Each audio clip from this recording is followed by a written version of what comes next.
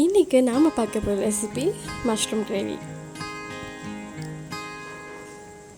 இதுக்கு வந்து 2 டொமேட்டோ எடுத்துருக்கேன். இதை வந்து சட்னி மாதிரி அரைச்சிட்டு நம்ம வந்து மஷ்ரூமோடு மிக்ஸ் பண்ண போகிறோம். ஸோ 2 டொமேட்டோ சாப் பண்ணிவிட்டு மிக்ஸி ஜாரில் வந்து 2 சில்லி ஆட் பண்ணிக்கோங்க,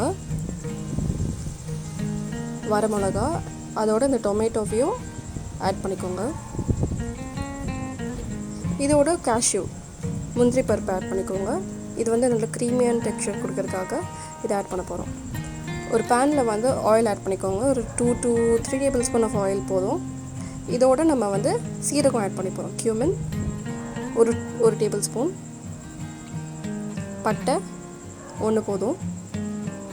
இதோட ஃபைனாக சாப் பண்ணி வச்சதுக்கு 2 வெங்காயத்தையும் ஆட் பண்ணிக்க போகிறோம்.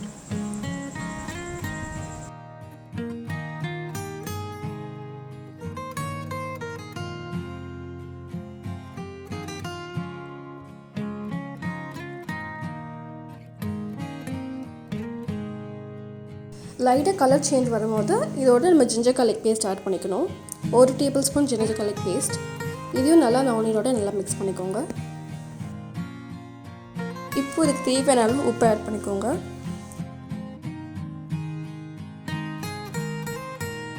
இந்த கிரேவி காரம் சேர்த்ததுக்கு 1 டேபிள் ஸ்பூன் மிளகாய் பொடி, 2 டேபிள் ஸ்பூன் தனியாத்தூள், that is coriander powder add பண்ணிக்கோங்க. கொஞ்சமான டர்மரிக், மஞ்சள், pinch of turmeric is enough. அதையும் ஆட் பண்ணி நல்லா மிக்ஸ் பண்ணிக்கோங்க. மசாலா ஸ்மெல், ரா ஸ்மெல் போகிற வரைக்கும் குக் பண்ணுங்கள். இது நல்லா வதக்கிட்டு ஆயில் கொஞ்சம் செப்பரேட் ஆகும், மசாலா நல்லா குக் ஆகி இந்த ஸ்டேஜில் நீங்கள் வந்து க்ளீன் பண்ணி வச்சுருக்க மஷ்ரூமை ஆட் பண்ணிக்கிறோங்க. ஆட் பண்ணி நல்லா அந்த மசாலோடு நல்லா மிக்ஸ் பண்ணிக்கோங்க.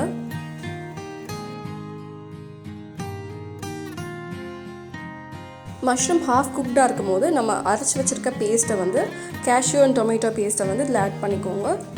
ஆட் பண்ணிவிட்டு நல்லா மிக்ஸ் பண்ணுங்கள். மிக்ஸ் பண்ணோடனே நல்லா கிரேவி மாதிரி திக் ஆகும்.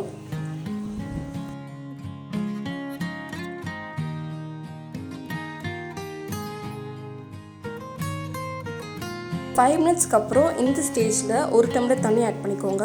ஆட் பண்ணிவிட்டு இன்னும் பாயில் ஆக்கி நல்லா குக் ஆகட்டும்.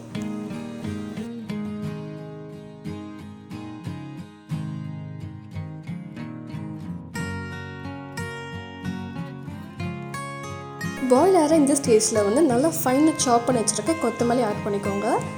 ஆட் பண்ணிவிட்டு நல்லா மிக்ஸ் பண்ணுங்கள்.